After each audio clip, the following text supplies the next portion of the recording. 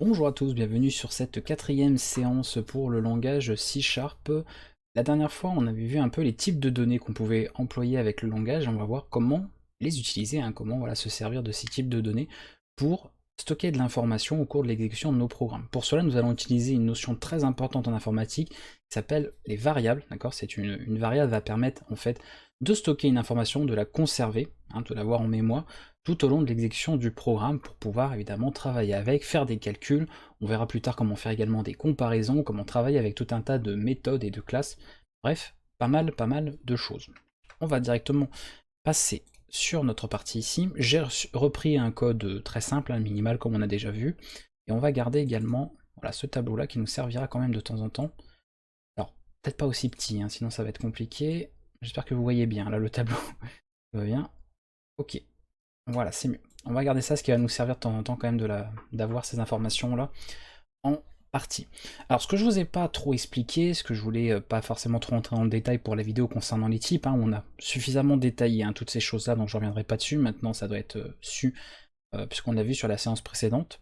Il faut savoir qu'au niveau du C#, nous avons en réalité deux groupes de types de données. D'accord. Donc moi, je vous ai parlé des types ici. Ces types, par exemple, que vous voyez là, sont les types. Alors, déjà au niveau des deux groupes, nous avons les types valeurs. D'accord, donc c'est notamment ce qu'on voit ici. Et nous avons des types références. Au niveau des types valeurs, on va avoir les types simples, comme ce qu'on a par exemple là, ça ce sont des types simples, ou des types natifs, vous pouvez partir de. Vous pouvez utiliser ce terme-là si vous voulez, qui sont les types les plus standards à utiliser au niveau du langage pour stocker des nombres, pour stocker voilà, certaines valeurs bien précises. Nous allons voir plus tard, on verra qu'on pourra créer des structures, donc des structures de données pour avoir des types personnalisés, d'accord, des types créés par le développeur. On a également des énumérations, mais on aura de toute façon des vidéos dédiées à tout ça. Et au niveau des types référents, on retrouvera tout ce qui fait la programmation objet, notamment les classes, les interfaces, et on parlera également des tableaux. C'est vrai que c'est un type particulier. Et si vous avez déjà programmé dans un autre langage, vous savez déjà plus ou moins ce qu'est un tableau. Vous en avez certainement déjà manipulé, puisque c'est le cas c'est présent dans pas mal d'autres langages de programmation aussi. Donc voilà, ces types valeurs, ces types références, d'accord, qui représentent deux groupes, et nous avons tout un tas de possibilités en fait de données qui peuvent être stockées.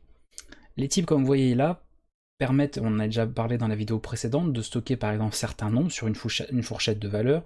On peut également travailler avec des caractères ici en Unicode, d'accord. On pourra même faire des chaînes de caractères, c'est-à-dire plusieurs caractères pour écrire du texte. Par exemple, quand on faisait un petit Hello World, eh bien c'est une chaîne de caractères, ce qu'on appelle une string en programmation si vous ne le saviez pas encore.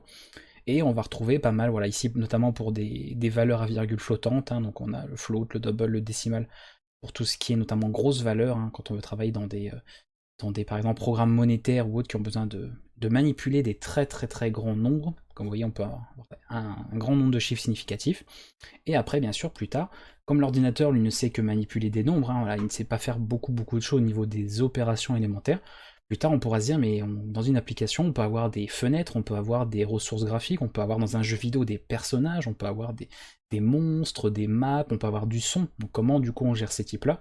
Et vous voyez bien qu'en programmation, nous n'avons pas un type tout fait pour ça représente un son, ça représente un joueur, ça représente un environnement, une maison, etc. D'accord. C'est des types personnalisés, c'est des choses que vous apprendrez à manipuler beaucoup plus tard. Concernant du coup ces types-là, on va pouvoir les employer en programmation. Dans la séance précédente, je vous avais rapidement fait par exemple un petit exemple avec Decimal, vous avez indiqué comment on mettait tout ça en place.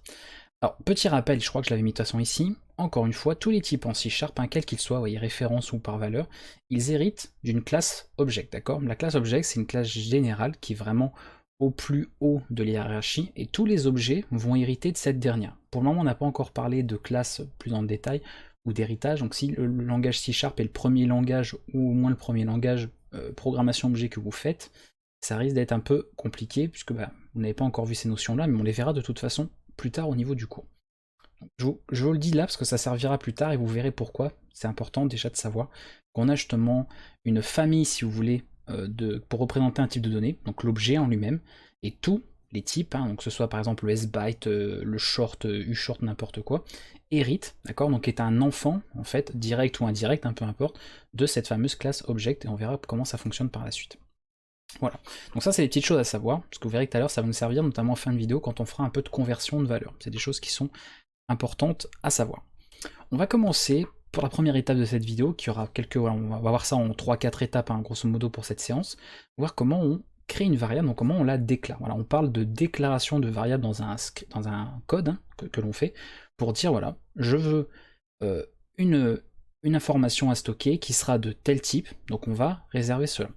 Voilà comment que ça se passe au niveau du code, c'est très simple. Première chose à faire, c'est de choisir le type de l'information que nous voulons sauvegarder, que nous voulons mémoriser, qui permettra ensuite d'avoir un stockage de cette information en mémoire. Ça évidemment, ce n'est pas à vous de le gérer directement, hein, c'est le programme qui demande au système d'exploitation et sa gestion de la mémoire la possibilité de réserver un espace mémoire suffisant, parce que vous voyez que selon les types, comme on avait vu précédemment, ils ne vont pas occuper la même place en mémoire, et du coup le système devra gérer hein, et faire un peu le chef d'orchestre avec tout ça. Donc nous on a juste à lui indiquer le type qu'on veut utiliser. Par exemple on peut faire un type très simple, genre le int, hein, très simple pour stocker un nombre assez grand quand même. Donc je mets le type, et ensuite je vais choisir un nom de variable. Les noms de variables, comme beaucoup de langages de programmation et les règles sont très simples, c'est pas plus compliqué. Il faut obligatoirement que ça commence par une lettre, d'accord, donc pas de chiffres en premier lieu. Ça peut ensuite être composé de lettres et de chiffres, majuscules ou minuscules pour les caractères. Attention en informatique, je le rappelle, ceci, d'accord, n'est pas la même chose que de faire cela. Ok, et encore moins la même chose, il a remplacé, bravo. Ça c'est les correcteurs automatiques, casse-pied, voilà. Donc ces trois variables en fait sont trois noms différents. Ce sont des étiquettes, d'accord, il faut le voir comme des étiquettes où en gros, nous en tant que développeurs, on va manipuler des noms. On saura voilà qu'on a une variable à laquelle on va pouvoir donner un nom qui sera suffisamment explicite pour nous. Mais pour le programme, en fait, derrière, ce seront des adresses mémoire. D'accord, il remplacera tout ça par des adresses pour dire bon bah le système a autorisé de stocker cette information à tel emplacement mémoire, à telle adresse. Donc il ne manipulera que des adresses. Hein. Pour lui, voilà, les noms qu'on emploie ici ne signifient rien. D'accord, derrière, pour lui, ce sont des adresses. Mais nous, en tant que personne, en tant que développeur, nous utilisons des labels, des étiquettes par-dessus ces adresses, que ce serait un peu plus compliqué à manipuler, et on donne des noms à tout ça pour que ce soit lisible, d'accord. On utilise des caractères simples, du coup on peut donner des noms explicites à nos variables. Comme je le répète généralement sur mes autres cours de programmation, n'ayez pas peur et n'hésitez pas à mettre des noms très explicites et suffisamment détaillés. Le plus important dans un code, c'est pas de chercher à documenter son code, parce que si on documente énormément son code, ça veut dire qu'il y a un manque au niveau du code en lui-même. Il faut que le code soit déjà auto-documenté. Qu'est-ce que cela veut dire? En gros, si j'appelle une variable comme ceci, donc là j'ai déclaré une variable qui s'appelle n, d'accord, dans mon programme, qui portera cette étiquette-là, et qui permettra de mémoriser une information de type int. Donc en gros, un nombre qui pourra rentrer dans cette fourchette de valeurs, d'accord, et qui occupera finalement 4 octets en mémoire. Donc ça c'est une petite information en plus. Voilà comment ça se passe. Ça c'est ce qu'on appelle la déclaration la plus simple. On choisit un type, un nom, on met un point virgule, et on a terminé. C'est une instruction qui fait une déclaration simple d'une variable. Là le problème, c'est que n, si je relis mon code comme ça, on ne sait absolument pas ce que ça signifie. Et l'erreur après, ce serait de commencer à commenter son code en disant, par exemple, que n c'est, je sais pas, le nombre, alors je n'en sais rien, par exemple le nom d'utilisateur. Je mets une information au pif, comme ceci. Et là déjà on fait de la mauvaise documentation de son code, parce qu'on rajoute un commentaire qui est inutile. Tout simplement parce que je peux sans problème, alors de préférence, hein, si dans l'idéal, prenez l'habitude de créer des noms de variables en anglais, puisque la syntaxe des langages sont en anglais, donc ça évite de mélanger. Autant pour les textes, vous pouvez bien sûr écrire en français si vous êtes français, mais pour les noms de variables, dans la mesure du possible, essayez de les mettre en anglais. Et du coup, on peut sans problème faire number of users, ou nombre d'utilisateurs, ce que vous voulez, vous mettez le nom que vous voulez, si vous voulez écrire en français, pas de souci. Et là du coup on vire les commentaires inutiles, et on a un code qui est auto-documenté. Voilà, vous voyez, pas besoin de rajouter une chose. Donc ça c'est une petite parenthèse à cette séance, et j'en profite pour en parler dès maintenant, et je le fais généralement dans mes autres cours, parce que c'est très important. Vous serez bien plus efficace au niveau de votre code d'avoir quelque chose qui est auto-documenté avec peut-être 2-3 lignes de commentaires, à certains endroits bien précis, genre pour les définitions de classe, définitions de méthode comme on le verra, et c'est tout. Si on commence à avoir 15 millions de commentaires par méthode ou à l'intérieur des méthodes parce que vous n'avez pas mis des noms explicites, c'est que vous avez mal du coup écrit votre code au niveau de sa syntaxe, et vous êtes en train de faire de la documentation sur quelque chose qui aurait pu être auto-documenté. Donc pareil, même si c'est le début de cette formation, prenez cette habitude et n'ayez pas peur de mettre des noms, même s'il faut à rallonge, peu importe. Plus le nom est explicite, plus on saura à quoi ça correspond, et vous voyez qu'il n'y a pas besoin de commenter. Ça on sait automatiquement à quoi ça correspond, c'est marqué dessus, on ne peut pas se louper. Alors ça c'est la première partie, d'accord? On choisit un type, on choisit un nom. Donc en gros les noms, comme vous voyez on peut mettre minuscule, majuscule, des chiffres, hein, si ça vient à la suite ou au plein milieu, d'accord? On ne commence pas un nom de variable par un chiffre, vous voyez d'ailleurs que généralement les colorations syntaxiques vous indiquent que, attention ça ne passe pas. On peut mettre des underscores, ça passe, il n'y a pas de problème, pas de tiret, vraiment juste le tiret du bas qu'on appelle, donc le underscore. Pareil, n'importe où, hein. Vous pouvez le faire comme ça, comme vous voulez. C'est vous qui voyez, il y a plusieurs syntaxes aussi sur la représentation d'une variable. Par exemple, on met tout en minuscule séparé par des underscores entre chaque mot, ou on commence par une majuscule au début de chaque mot, ou même dès le début.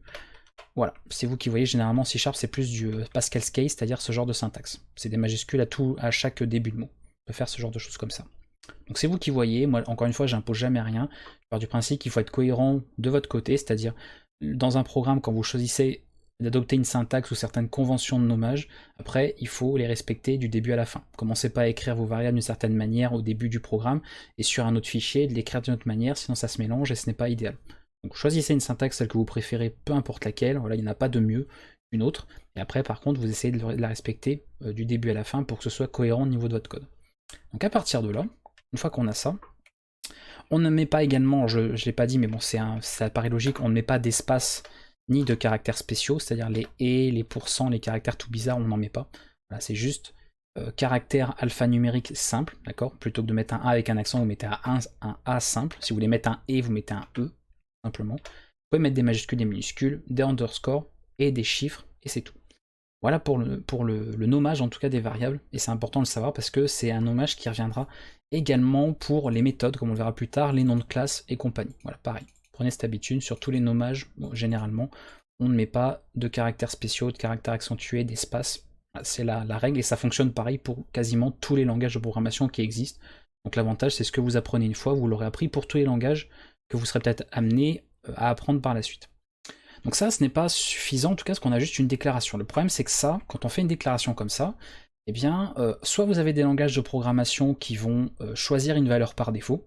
Ils vont se dire, par exemple, bon bah un entier, moi, quand tu fais que le déclarer, je choisis, donc le compilateur ou l'interpréteur va choisir de dire, bah, je lui affecte par exemple la valeur de 0 par défaut, parce qu'il n'aime pas laisser n'importe quoi. Ou alors vous avez d'autres langages qui vont mettre une valeur complètement aléatoire. Ils vont prendre une valeur voilà, quelconque, ou la valeur par exemple en mémoire qu'il y aurait à ce moment-là, et du coup vous n'aurez pas un nombre défini. Et pareil, on perd de l'information. Quand on fait ça juste par défaut, bah, on a une valeur où finalement, même si le langage par exemple va mettre quelque chose par défaut, on ne le voit pas. Vous voyez, visuellement, ce n'est pas visible sur le code, c'est pas pratique. Donc le mieux, c'est, en plus de faire une déclaration de variable au début, c'est de déjà lui faire une initialisation par défaut. D'accord, lui affecter en fait, avec le symbole égal, une valeur par défaut. Et là, comme ce qui est quand même assez souvent, on va dire récurrent pour les valeurs de type int, on met par exemple à 0. Voilà, pour dire, j'ai fait une déclaration d'une variable et une initialisation à 0. C'est ce que ça fait au niveau de cette ligne.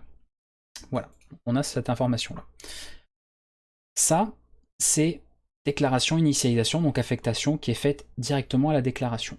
Ensuite, on peut, par exemple, bah, déjà, première chose à faire, parce qu'on vous l'avait vu dans la séance précédente et même sur les débuts de la formation, afficher, par exemple, la valeur. Vous saviez afficher du texte, hein, on l'a vu rapidement dans les vidéos d'avant. Donc là, tout simplement, comment on peut afficher bah, le contenu de cette variable, hein, c'est-à-dire la valeur hein, qu'on a permis de mémoriser, bah, vous mettez simplement le nom de la variable en question. Vous faites ceci au plus simple, et on peut directement tester voir ce que ça donne au niveau compilation et exécution. Donc on va faire ça, et on va pouvoir obtenir directement la valeur affichée. Alors c'est un peu long, normal, c'est la première compilation. Voilà, on obtient 0, ça a l'air tout à fait cohérent avec ce qu'on avait entré ici. D'accord? Donc pareil, ça, prenez cette habitude. Quand vous déclarez une variable, vous l'initialisez avec une valeur par défaut. Comme ça, juste en lisant le code, on sait que là, on ne se retrouve pas avec une valeur aléatoire ou avec du n'importe quoi dedans. On sait que c'est 0, on ne peut pas se tromper, c'est lisible, c'est clair. Il n'y a pas besoin de dire, par exemple, pareil, de commencer à faire initialiser par défaut à 0. Vous voyez, encore une fois, il n'y a pas besoin de commenter en fait. Là, pour le coup, il n'y a rien à commenter au niveau de cette variable, au niveau de sa valeur. Juste en lisant le code, on a déjà auto-documenté son code. Et ça, c'est très très important, c'est pour ça que j'insiste énormément là-dessus. Très important.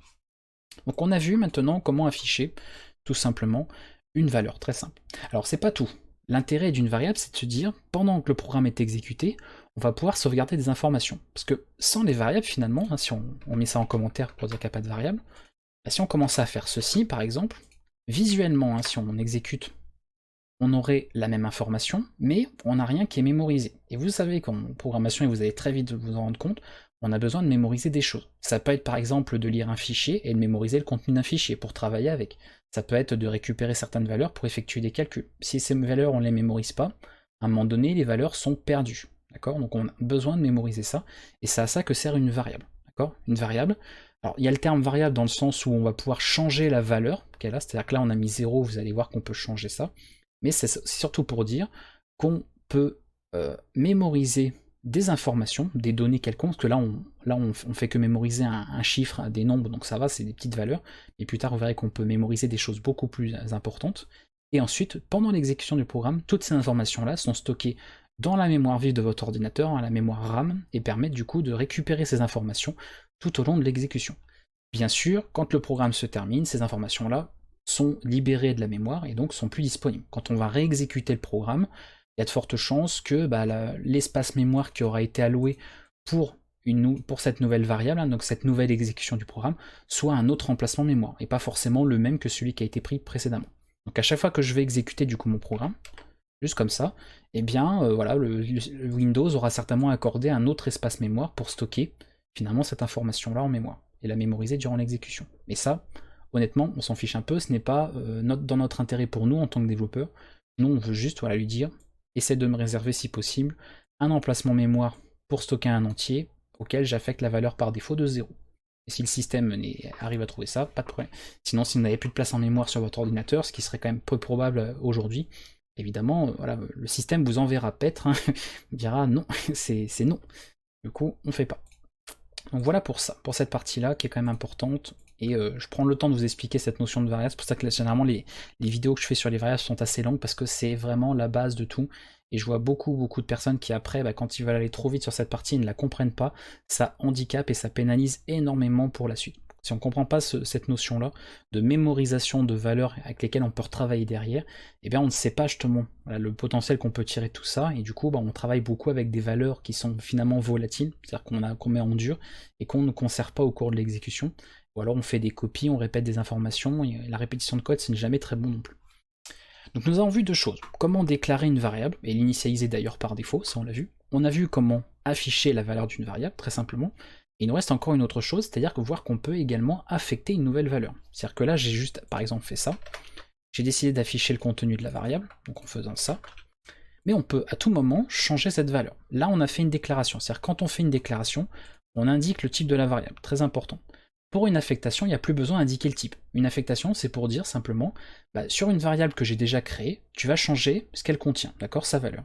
Donc vous avez juste à indiquer le nom, n'importe où à un moment vous voulez le faire dans votre code, vous utilisez l'opérateur, et ça on verra, on fera une vidéo sur les opérateurs qui sera dédiée voilà, à plein d'opérateurs du langage, l'opérateur d'affectation, c'est-à-dire ici le égal, et vous lui affectez une autre valeur qui évidemment, je rappelle, doit être compatible avec la fourchette de valeurs possible pour un int. Si vous essayez de mettre par exemple ce nombre-là, évidemment ça ne marchera pas, la computation va pas apprécier que vous essayez de stocker un nombre qui est beaucoup trop grand pour un type int. À ce moment-là, il faudrait un type long. Donc là par exemple je mets 14, je refais un affichage derrière pour voir effectivement que ça a bien changé. On va voir 0 au départ, et vous voyez qu'on a bien 14 qui est affecté par la suite. Donc ça c'est très important. Qu'est-ce qu'on peut affecter à une variable? Eh bien un peu n'importe quoi. Surtout pour un langage qui est, alors n'importe quoi, attention, n'importe quoi qui rentre dans le type de l'information. D'accord?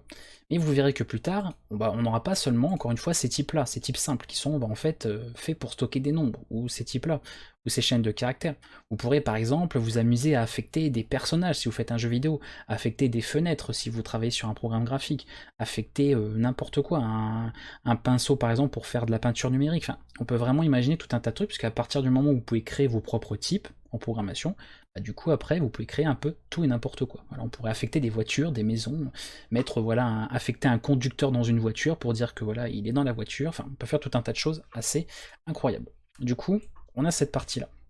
Donc on peut du coup affecter de cette manière, c'est-à-dire là vous voyez je rentre une valeur directement, on dit que là on met une valeur en dur. Quand vous mettez une valeur en dur, en gros c'est dans le code, et bien j'indique tout simplement un nombre, un caractère ou n'importe quoi. Je peux le faire par exemple avec une chaîne. Je peux dire string user par exemple, alors on va faire comme ça, on va respecter plus ou moins la convention du langage, username, et puis par exemple vous mettez votre nom d'utilisateur, et là pareil. Hop, ici, on lance, on va attendre, si à un moment donné j'ai envie de changer, alors comme là on n'est pas sur un langage bas niveau comme le C ou le C++, si jamais vous en faites, enfin surtout pour le C, on peut bien évidemment sans problème, à tout moment, réaffecter autre chose pour une chaîne de caractères aussi. Et d'un seul coup, je deviens, je deviens Robert, hein, c'est bon. Hein, des bisous à tous les Robert, bien sûr, qui nous regardent. Et voilà, si jamais il y a un Robert, n'hésitez pas à le faire savoir dans les commentaires. Et voilà, vous voyez, je ne suis plus Jason, je suis Robert, maintenant c'est décidé. Voilà, donc on peut faire des affectations comme ça. Donc ça pareil, c'est de la valeur en dur. Si je note dans le code un texte précis, ou une valeur précise, c'est une valeur en dur. Par contre, on peut sans problème, et ça j'espère que vous êtes posé la question, par exemple, faire ceci. Donc là j'ai un username, comme ça. Là je peux par exemple créer une autre variable, on peut en faire plein. Par exemple, other name, alors je vais mettre comme ça, c'est mieux, plus lisible, voilà. Oh, Bane, bien sûr. Bane, on va y arriver. Et là, vous voyez, regardez, je stocke. J'initialise un Robert ici. Si je fais, encore une fois, un write9 de username, ça va afficher la valeur. Et je peux dire maintenant, username, bah, je lui affecte tout simplement ça. Voilà. Je dis que la valeur de ce qu'il y a dans la variable otherName, je l'affecte, et cet opérateur-là, qu'on verra un peu en détail plus tard, à cette variable-là. Évidemment, ça refait la même chose. Mais là, on n'est pas, et c'est là que tout l'intérêt des variables, comme vous le verrez plus tard, on n'est plus dans de l'affectation en dur. Pourquoi? Parce que là, il suffit, alors bien évidemment, bon là, on est sur un programme, on est sur des valeurs en dur pour la déclaration, donc du coup, on triche un petit peu, mais en gros, juste en changeant ça, on va changer toute la partie dynamique du code. Parce que là, on obtient du coup un code qui n'est plus en dur, qui n'est pas statique, mais un code dynamique. C'est-à-dire que ça, cette valeur, va dépendre de ce qu'on aura mis ici. Et là, bon, j'ai noté finalement une valeur en dur, mais rien ne m'empêcherait plus tard de demander à l'utilisateur de rentrer un nom. Et du coup, si c'est l'utilisateur qui rentre un nom, ça dépendra de ce qu'il a entré effectivement. Donc on n'aura plus de valeur en dur, on aura une valeur qui a été saisie par l'utilisateur. On peut imaginer également de récupérer la valeur dans un fichier, d'accord, dans une information quelconque, sur une page web ou n'importe quoi. Donc on peut affecter tout un tas de choses. On peut affecter une valeur en dur ou des valeurs en dur, on peut affecter le contenu d'une variable, mais on peut aussi affecter le retour d'une expression, le résultat. Une expression, c'est des opérations comme on le verra dans la séance prochaine. On peut par exemple, sans problème, faire ça. Je vous montre rapidement. Faire, alors, on va repartir sur du nombre, du number, et on peut par exemple sans problème faire ça. On n'a pas encore vu les opérateurs, on le verra la prochaine fois. Voilà. Ça fera le calcul, et le résultat de ce calcul sera affecté à la variable number, qui permet de mémoriser une information de type int. Il faut le lire comme ça en fait, droite à gauche, tout simplement. Voilà. Et là en affichant number, bien sûr, on aura le résultat du calcul qui sera sauvegardé.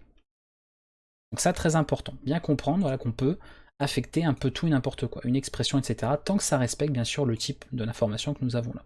Ça évidemment, il faut que ça le soit. Si là j'essaye de faire ça, en plus ce qui serait assez bizarre, d'essayer de faire la somme entre un nombre et une chaîne de caractères, très bizarre en soi, évidemment il y aurait un petit souci, d'ailleurs je pense qu'on peut le montrer. Voilà, on va avoir des messages en rouge parce qu'évidemment on essaie de convertir des types, de faire des conversions implicites, et ça ne va pas. Le compilateur évidemment refusera de compiler votre programme. Donc vous n'aurez pas de possibilité comme ça. Donc attention. Alors justement, puisqu'on parle de ça, on va parler vite fait de conversion numérique, après on viendra sur des notations. C'est-à-dire que je vous ferai un petit en bonus, une petite parenthèse sur des notations à connaître, vous verrez qui facilite pas mal la vie, notamment quand on note des nombres sur des programmes. Donc c'est bien de le voir maintenant aussi, ça vous fera ça en plus pour la suite.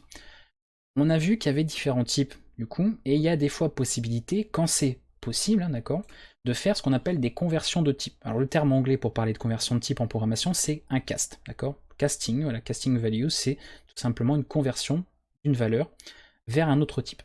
Par exemple, on pourrait tout à fait s'imaginer d'avoir un nombre à virgule flottante, d'accord, je sais pas moi, je dis la valeur de pi par exemple, 3,14, d'accord, 3,14, et d'essayer de le convertir en entier. Si on convertit en entier, on perdra la partie décimale et on gardera que la partie entière. On n'aura que le 3 et on n'aura plus le 0,14.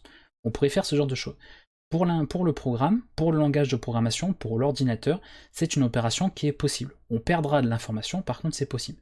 Maintenant, si vous essayez de convertir, par exemple de dire je vais essayer de convertir ça, c'est-à-dire une chaîne de caractères, ici, en nombre à virgule flottante, ou voilà, dans un type bizarre, ou en booléen par exemple, true false, il va y avoir des petits ennuis. Ou plus tard, on peut imaginer aussi, vous avez créé par exemple une un type hein, personnalisé pour représenter un chat, et si vous essayez de convertir un chat en chien, par exemple, ça posera problème aussi. D'accord? On aurait des conversions pas possibles de ce point de vue-là.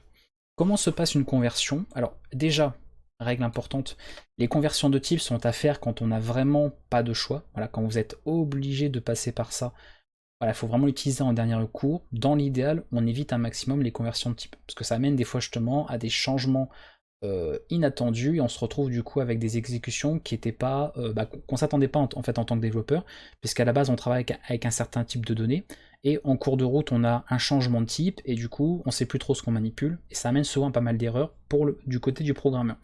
Donc quand vous pouvez éviter les conversions de type, évitez. Si par exemple vous avez besoin de demander une information d'un certain type, demandez le bon type d'information dès le départ. Commencez pas à demander un autre type de données.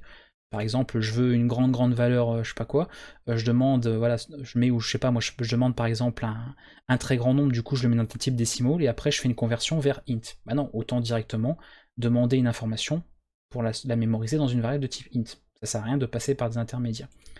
En tout cas, s'il y a vraiment besoin de faire une conversion, on peut le faire, par exemple, alors je vais faire, je sais pas moi, float, on va mettre number comme ça. On va stocker, on a mis l'exemple de toute façon tout à l'heure, comme ça. Je vous expliquerai pourquoi le F après, on verra tout ce qui est suffixe, notamment pour les notations. Là, on va faire tout simplement number.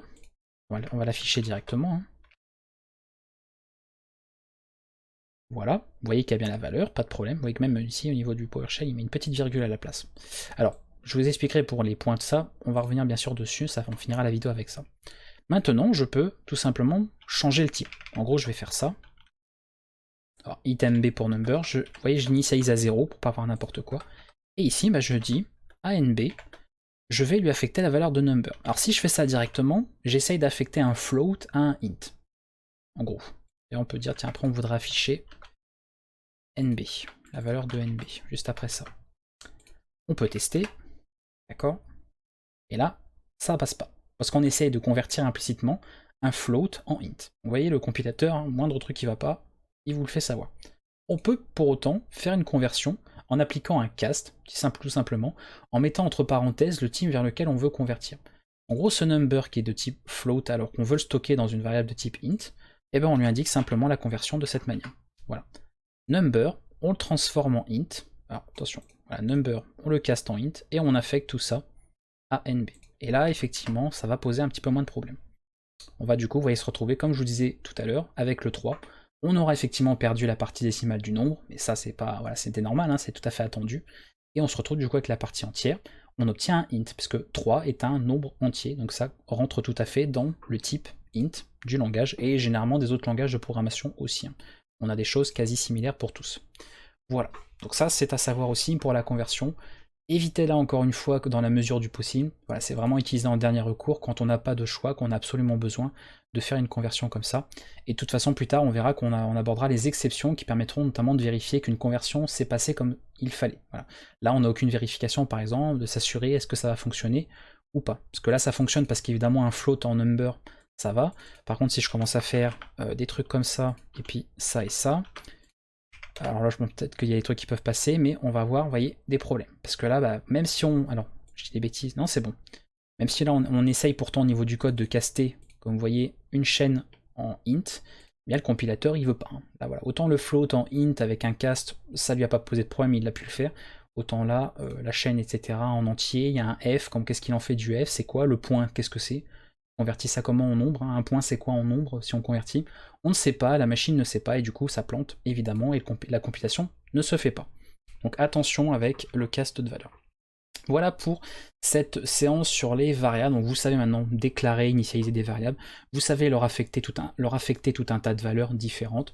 Vous savez afficher la valeur de ces variables. D'accord. Vous voyez qu'on peut même d'ailleurs mélanger des variables entre elles, hein, ou dire qu'on affecte la valeur d'une variable à une autre. Hein, ça se fait sans problème. Dites-vous voilà, qu'une variable au final c'est juste une étiquette, encore une fois, qui cache une valeur derrière, qui cache un emplacement mémoire qui va stocker, mémoriser une valeur. Donc, par exemple, ça en fait number. Alors, je vais enlever ce code dégueu. On va remettre un code voilà, qui... Ok, on va même enlever tout ça. Hop. On va pas laisser des inepties comme ça sur le code. Hop. Voilà, ça, bah, en fait, NB, imaginez que c'est 0. D'accord? Là, on lui dit bah, console.write9, 0. Sauf qu'on passe par une variable, donc c'est quelque chose de dynamique. C'est un affichage dynamique et non plus un affichage en dur. Comme si je faisais directement ça. Donc c'est à savoir. Passons, pour terminer cette séance, on en est, attendez, à combien? Oh ouais, ça fait une bonne demi-heure. Je savais bien de toute façon qu'il y en aurait pour une bonne demi-heure pour faire tout ça. On va terminer cette séance, ça c'est des petits plus, sur des notations très pratiques, d'accord, qui ont été apportées avec les mises à jour et les versions plus récentes du langage C# et qui vont pas mal aider, parce que vous avez pas mal de nombres que vous pouvez manipuler différemment. Vous savez, hein, si vous avez fait un minimum de mathématiques, il existe plusieurs bases, d'accord, bases de nombres, base décimale, ça on la connaît, hein, de 0 à 9, on connaît. On a la base binaire, hein, le 0 et le 1, c'est ce qu'utilise votre machine. On a l'octal, d'accord, de 0 à 7, et nous avons également l'hexadécimal, d'accord, de 0 à f, donc en base 16. Pour ces différentes bases, on peut évidemment afficher ce genre de valeur dans un programme, d'accord, ça fonctionnerait tout à fait. Pour la notation, alors je ne vais pas forcément vous montrer au niveau code, on s'en fiche un peu, je mettrai genre juste en commentaire, parce que voilà, pas d'intérêt, puis on va gagner du temps, juste en montrant les notations, ici. Vous pouvez, alors si on affiche un simple nombre, d'accord, on peut par exemple afficher ça, pas de problème, aucun souci. Si vous voulez afficher un grand nombre, on aurait par exemple, je sais pas si je veux afficher le nombre 2 547 233, on comprend vite que ça devient moins lisible, d'accord? On est obligé, s'il y a des gens en plus des fois qui sont dyslexiques, qui ont un peu de mal, c'est compliqué de retrouver les, vous savez, les triplés à chaque fois pour pouvoir séparer. Si c'était noté comme ça marcherait. Mais on a vu qu'en informatique, on peut pas mettre des espaces n'importe comment.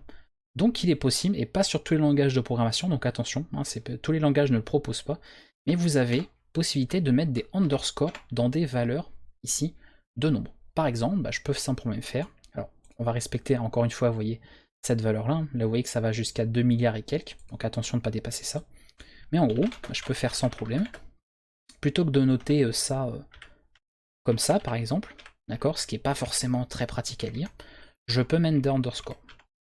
Ouais, tous les trois comme ça, vous voyez ici, on met des underscores pour séparer, voilà, unité, dizaines, centaines, ensuite là on a les comment s'appelle, les milliers, d'accord, et ensuite les millions, etc., etc. Ça rend forcément la syntaxe du coup beaucoup plus lisible, donc n'hésitez pas à vous en servir, hein, c'est très très très utile.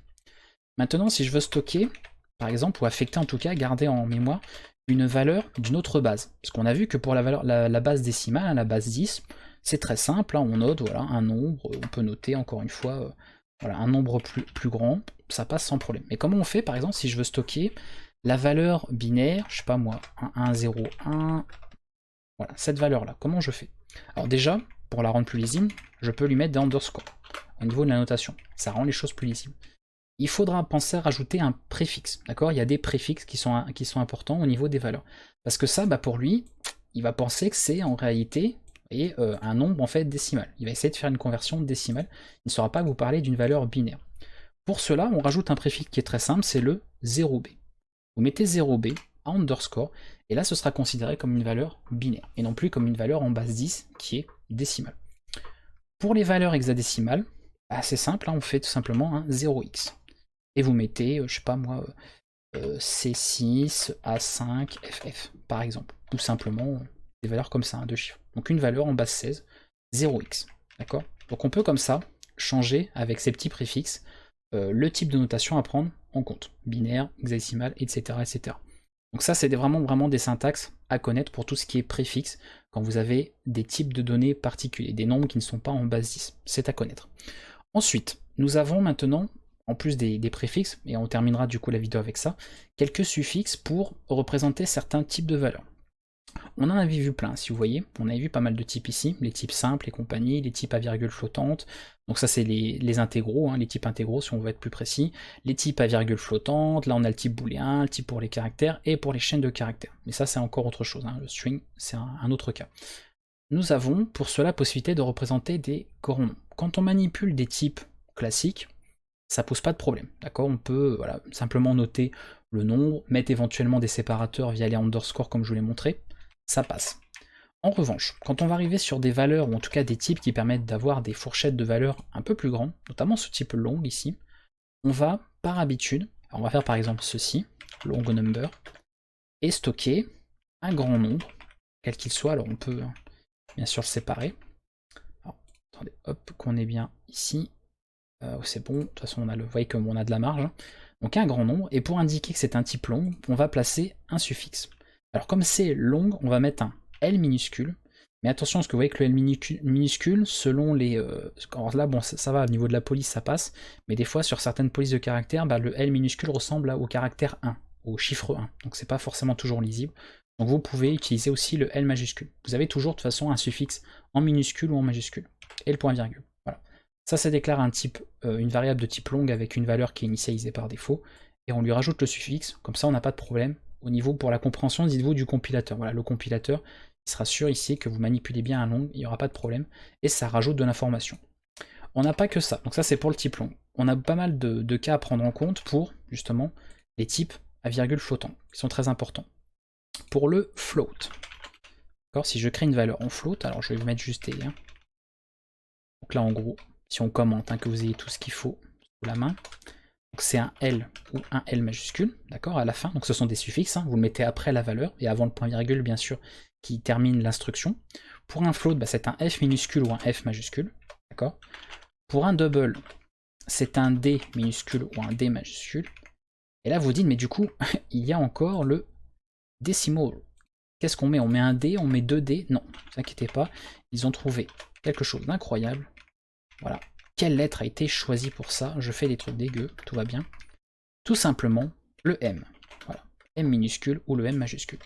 Donc si je fais decimal, big number, comme ça, avec un très très grand nombre, comme ça, d'accord, et bien je vais mettre tout simplement ça.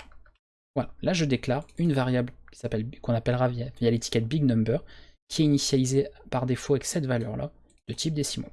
Voilà, et là on peut manipuler des grands nombres, hein. Ça, si vous avez ça sur un compte bancaire, vous êtes tranquille pendant un petit moment. Voilà, du coup, des choses comme ça à connaître, pas mal pratique. Qu'est-ce que je peux aussi vous parler des puissants? Alors je vais pas vous montrer toutes les notations scientifiques, mathématiques, qu'il y en a évidemment plein. Ça, ce sera à vous de vous renseigner si vous avez besoin d'une notation bien spécifique dans votre programme. Mais il y en a une quand même qui est pas mal, c'est pour la puissance. Par exemple, si je représentais, je sais pas moi, 10 puissance, alors normalement oui c'est ça en fait. C'est genre par exemple on a 5, alors en mathématiques on représenterait ça comme ça, ou en physique, hein, 5.10 puissance, et ensuite on mettrait un petit nombre. On dirait par exemple 5.10 puissance 6. Pour représenter la puissance, vous pouvez tout simplement, si on veut représenter le 10 puissance 6, bah vous mettez un E. Voilà, 10 E6, et vous le mettez aussi, si vous voulez, en majuscule. D'accord? Voilà, et ça rajoutera comme ça ce qu'il faut par rapport à ça. Donc en gros, ce qu'on peut faire, parce que comme j'ai un petit doute, je ne vais pas me mélanger avec un autre langage, normalement non, on va faire ça. 10 E6, ça c'est une vérification de ma part, pour être sûr que je vous dis pas de bêtises, parce que des fois on a un petit doute. Est-ce que c'est bien ça? Normalement oui. Hein. Que je confonde pas. Doublant, int, qu'est-ce que j'ai fait? Ah bah oui, pardon. C'est normal. Couple, j'invente des types de variables. Couple, le couple. Alors, ça va bien se passer, vous inquiétez pas. Voilà, donc vous voyez, on a tout ce qu'il faut, c'est bien. Ok, je voulais être sûr. Hein. Je voulais être sûr que c'était bien comme ça, qu'il n'y avait pas de problème. Ok, c'est bon, je vous ai pas dit de bêtises. Très bien. Donc voilà, pour la puissance, j'utilise un E, très pratique. Attention à ne pas confondre avec l'exponentielle. Voilà, pour l'ordinateur, l'exponentielle, les logarithmes et tout ça, ce ne sont pas des valeurs simples, hein, d'accord? C'est des choses un peu particulières et qui nécessitent du coup des notations particulières aussi. Donc on peut faire ça, on peut manipuler des nombres complexes, on peut faire tout un tas de choses, hein, représenter l'infini, représenter quelque chose qui n'est pas un nombre, enfin, on a plusieurs notations différentes qu'on aura l'occasion pour la plupart d'aborder et d'utiliser au cours de la formation, pour d'autres non, parce que je peux évidemment pas tout vous montrer, je ne connais pas tout non plus. Hein. Si j'avais la prétention de vous dire que je connaissais 100% du langage, bah, ce serait incroyable, mais ce n'est pas le cas. Voilà, on va s'arrêter du coup. Avec ça, je pense que c'est pas mal, hein. On est sur presque 40 minutes de vidéo, je pense. Oui, tout à fait, donc avec le générique, c'est bien ce que ça fera. J'espère que c'était suffisamment détaillé, je pense que oui. Vous avez tout ce qu'il faut, là vous êtes paré. Hein. Là, niveau variable, au niveau tout ce qu'il faut, là, impeccable. Alors, j'ai pas spécialement parlé de variables constantes. En gros, les variables constantes, bah, c'est des données qui ne changeront pas de valeur. On peut dire bah, qu'une variable garde sa valeur tout au cours de l'exécution, donc on fait des variables constantes. J'en parlerai sûrement un peu plus tard, parce que comme on est sur un langage qui est principalement objet, hein, qui utilise le paradigme objet en C#, on aura l'occasion beaucoup d'en parler quand on travaillera avec des attributs de classe, tout ça.